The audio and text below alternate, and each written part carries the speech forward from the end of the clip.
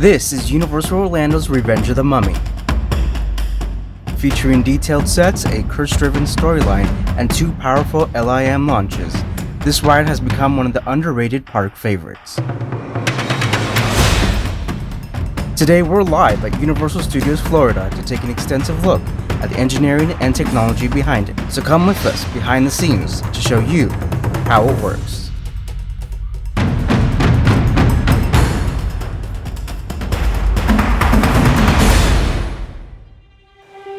Located in the heart of Orlando, Universal Studios Florida opened in June of 1990 with an ambitious lineup of cutting-edge attractions. Getting many of them up and running, though, posed many unique challenges. One attraction that quickly became a guest favorite was Confrontation, an immersive suspended tram dark thrill ride. Featuring 2 massive King Kong animatronics, countless special effects, detailed sets, and a live actor on board, the ride seated guests inside a suspended tram vehicle that rolled on a steel track integrated into the ceiling structure of the building. In 2002, Confrontation would close due to budget cuts, technical issues, and an overall shift in the kind of rides Universal felt were needed in the park. Shortly after Confrontation closed, Revenge of the Mummy was announced for Universal Studios Florida and Hollywood, marking a new style of highly themed and thrilling additions for Universal. Between 2002 and 2004, the Confrontation building was gutted with all major theming and equipment removed. Because the track structure used for Confrontation was integrated into the ceiling, it could not be easily removed, and so much of it still remains up there to this day.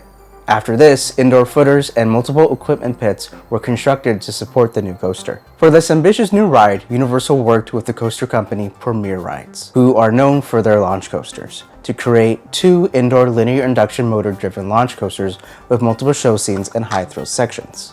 Following the events of the first film, guests enter the Museum of Antiquities to be extras for the next sequel and observe the crew explaining how the fictional curse seemed to be real. The vehicle and track for Revenge of the Mummy are specifically designed to work together to deliver the theme and thrill they were employed for. Each part of the ride is carefully toleranced and calibrated with millimeter precision.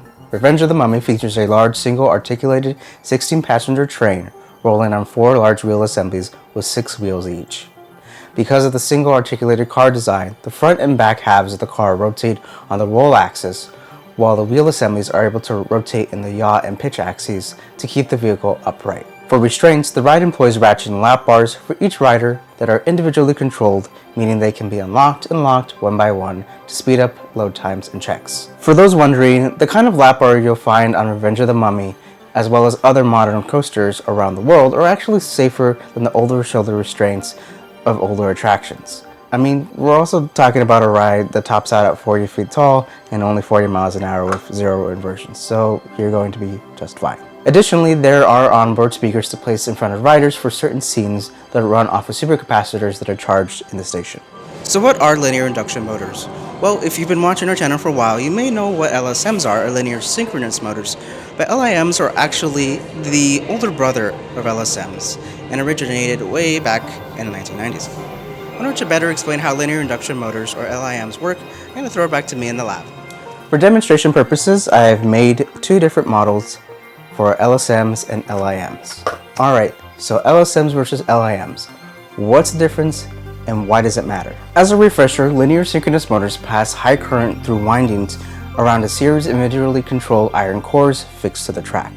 They impart magnetic flux into the permanent magnet yokes that are fixed to the ride vehicle and pass around the LSMs, and that converts to a physical reaction. Magnetic yokes or calipers feature alternating polarities and an offset that allows for progressive motion control design so that the peak attraction force for each phase of the magnetic yoke doesn't occur all at once. If it did, that would create a vehicle motion and a stepping motion and create a large amount of static magnetic friction to overcome. The LSM yokes are also designed to be out of pattern with LSMs to create a gradient of attraction, meaning that some areas are more attracted to others depending on the field. On the other hand, LIMs are similar but differ in some critical ways. As the older propulsion system, linear induction motors, or LIMs, are a bit less complex, but require more equipment. Linear induction motors take a large spool of enameled wire, very similar to LSMs, and induce a magnetic field into an iron core within an enclosure with a limited amount of precision.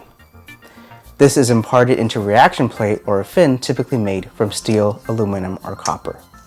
Now, I'm going to say a lot of really big words really quickly, so bear with me. Because of the physics of linear induction motors, the biggest enemy is what's called thrust decay induced by magnetic reluctance as a result of any kind of air gap between the LIM thrust fields. When the LIMs are on, the intent is to induce a magnetic flux inside the reaction plate, and if there's a significant enough air gap, the amount of flux induced is exponentially lower than intended. The flux can occur anywhere in the reaction plate, so the thrust imparted has to be constantly moving through and past the plate in order to keep it motivated through the LIMs. A simpler way to say that is that the further the reaction plate is from the core of the LIM, the less physical contactless force is put into it. This weakening of the force the plate experiences drops off very fast, so being extremely close to the core is ideal. We are talking millimeters of gap that need to be maintained at 40 miles an hour, so it's not uncommon for the casings of these LIMs to be scratched when the reaction fins or plates rush by them. By design, linear induction motors are a bit less precise and efficient, so for simplification, they mainly only occur on long straight sections of track that need raw power over precise motion. Additionally, they'll impart this force over the face of their core, so again, given the importance of that air gap, they are very tricky to work with. So again, what's the main difference? To water it down, LSMs are a much more efficient design that work with the magnetic yokes on the train to move them in a coordinated, precise manner, like gears meshing together. LIMs, on the other hand, rely on the broad imparted magnetic flux that works in a fleeting behavior like tire skidding before gaining traction on a road.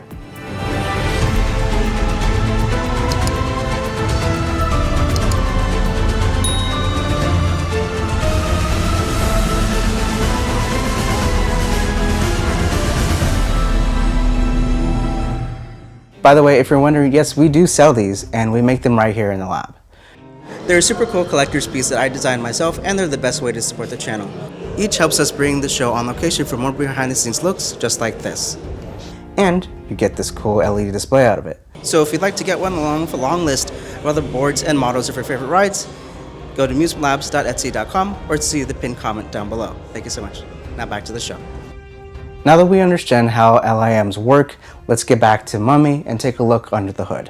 So Revenge of the Mummy was one of the first thrill-focused dark ride roller coasters and the first to use the magnetic linear induction motor launch system. Because of this, it sits in a unique spot in the technology's development, and its propulsion features a unique blend of multiple different types of propulsion and control techniques. There are actually two main sets of equipment mounted on the vehicle that the external linear induction motors can use to move the vehicle. If you've ever ridden Revenge of the Mummy, you'll notice there are two distinct parts to the ride experience, the dark ride portion and the coaster portion. These two linear induction motor systems are effectively isolated to their system. For the purpose of clarity, I'm going to refer to these two systems as the dark ride mover LIM system and the roller coaster launcher LIM system. The mover LIMs sit within the track and face upward flush with the bottom of the train, whereas the launcher LIMs ride along the side of the track with two perpendicular mounted LIMs pointed towards each other, and there's two sets on each side of the track. But why two systems? Well, there are multiple reasons why, stemming from what Universal and Premier rides needed for the LIMs in each section. In the coaster section of the ride, the LIMs need to be powerful and fast, which is doable for the launch LIMs, however, they're very loud and forceful. In the dark ride section, the LIMs are responsible for quietly moving the train through the tight turns and show scenes. This is doable for the mover LIMs that impart low and slow forces on the train and can critically do this while the vehicle turns, unlike the launcher LIMs, which cannot. Each system can only have the reaction plate move parallel to its surface, and each have their advantages and disadvantages. The main part of one of the propulsion systems is what the vehicle is effectively designed around and lies below riders in the form of a large steel sheet, the dark ride mover LIM reaction plate. The vehicle chassis is built with the large flat surface on the bottom in mind. To the immediate sides of the reaction plate are eddy current compatible brake fins that end below the reaction plate and interact with brake calipers on critical track sections like the final brake run. However, these brake fins are a strategic length mounted only in the middle of the chassis on either side of the reaction plate. This is to make sure that it will strike the mover LIMs when traveling around turns. For the launcher LIMs, the vehicle has two long, thin reaction plates, one on each side, to slot into the launcher LIMs that present in multiple high thrust areas. More on those later. Like I said, Revenge of the Mummy has multiple different ways of controlling vehicle motion and features a second type of brake, a push brake. A push brake pushes a rubberized pad at the mover LIM reaction plate that stops vehicles on turns.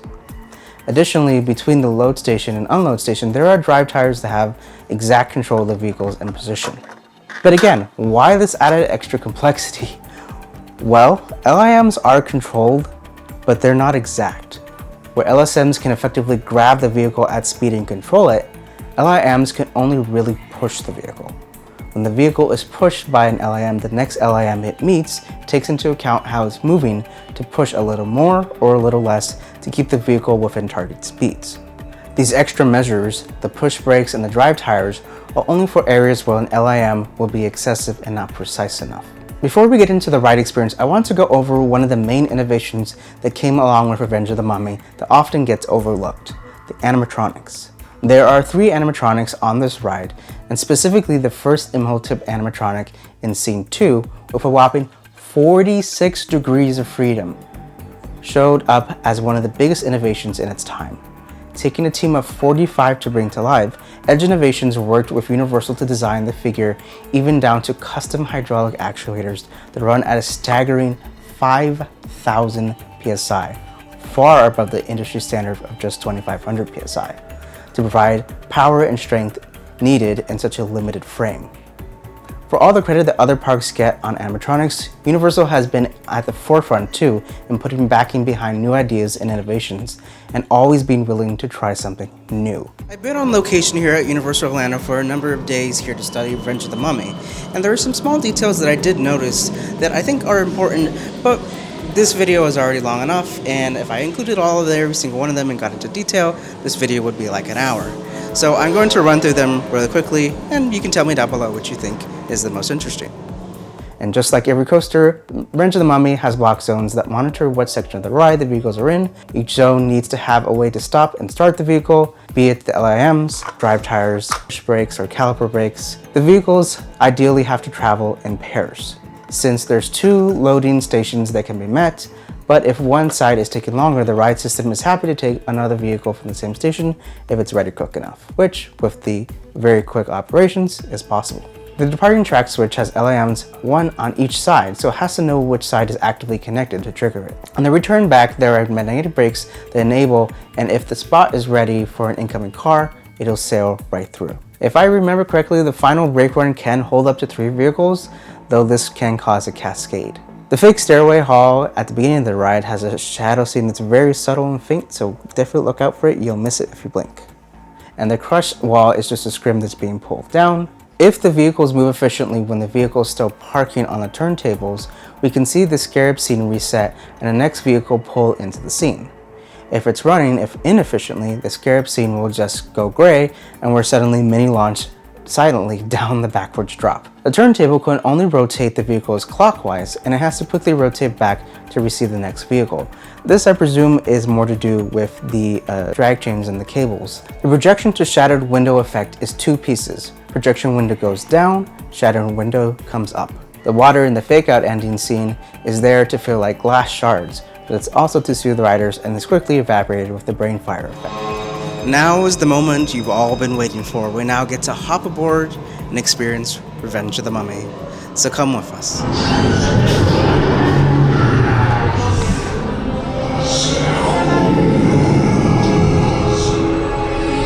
Are you insane? Get out of here! The curse is real! This whole place is a trap! He's after your soul!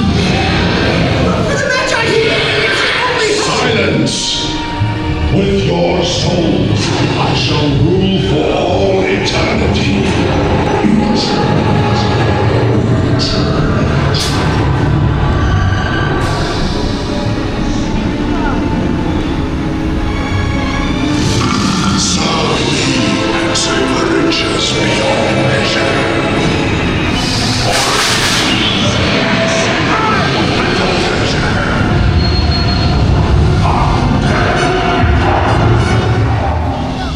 until this point, we've been rolling over the mover LIMs and the push brakes in case other vehicles are still present. We turn the corner and park using the vertical in-track brake fins. At this time, we've now slotted our launcher LIM reaction plates into place. With some simple projection, scarab beetles swarm down from the walls, and the noise drowns out the backwards launch buzz of the launch LIMs. And we fall backwards down a small hill. We're slowed by magnetic brake fins and then park in the turntable below with multiple projections showing in hope tip taunting us through a 180-degree screen. Once we finish rotating and the fake-out scene is ready to move the next train, we're cleared to move forward into the 40-mile-per-hour uphill launch using those side-mounted launch LIMs into the best part of the ride, the coaster section.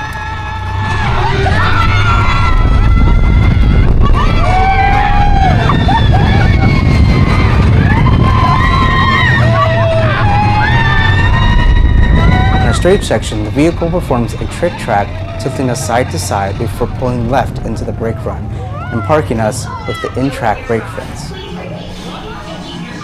For the fake-out ending, the window to the booth shatters and Imhotep summons the brain fire effect that reaches over 3,000 degrees Fahrenheit. At this point, we're launched by the launcher LIMs down into the steep drop where the building floor was dug out, and into an S-turn into the brakes where Brennan finally gets his cup of coffee. Welcome back. Hope you enjoyed yourself.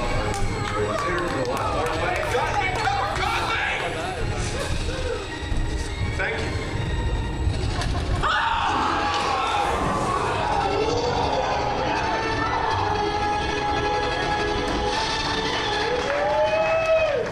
If all goes according to programming, these two LIM systems will work in coordination along with the immersive sets, special effects, and high-tech animatronics to deliver an exhilarating, high-tech, edge-of-your-seat adventure. While most people won't ever really know the secrets behind how Revenge of the Mummy works, it's just Universal's long-standing commitment of pushing the envelope of engineering and technology to help bring a ride like Revenge of the Mummy to life. And that's how it works. If you liked this video, please consider supporting us on Patreon for early access, discount on light rides boards and models through Etsy, or just hitting subscribe. Be sure to join us next time as we take you behind the scenes of some epic new rides. Thank you so much for watching, stay curious, and live from Universal Orlando, I'll see you in the parks.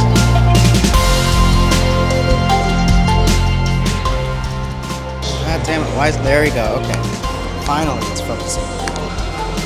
Why are people so loud? An entire roller coaster. What the hell did I say?